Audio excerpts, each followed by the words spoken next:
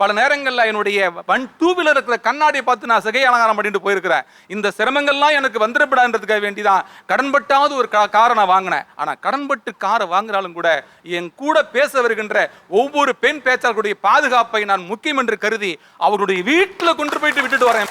இல்லை, நீங்களே நிறைய மேடைகளை உருவாக்கக்கூடிய வாய்ப்பு இருக்கும்போது அந்த வாய்ப்பை ஏன் அவங்க உருவாக்கி கொடுக்கக்கூடாது? நீங்கள் உருவாக்குற மேடைகளில் இந்த மேடையில இருந்து நான் உங்களுக்கு ஒரு உத்தரவாதத்தை கொடுக்குறேன். அடுத்த மேடையில் நான் நிச்சயமா உங்களுக்கு ஒரு வாய்ப்பை தர்றேன்.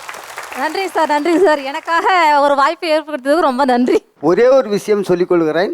தமிழ்நாடு பேச்சாளர் நல சங்கத்தின் தலைவர் நான். அதனால் எனக்கு ஒரு கடமை இருக்கிறது.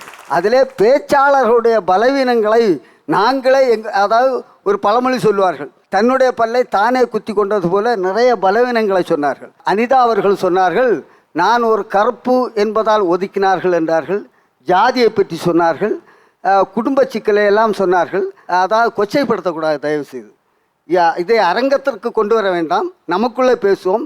நீங்கள் சில ஊர்ல சொல்லுவாங்க, இல்ல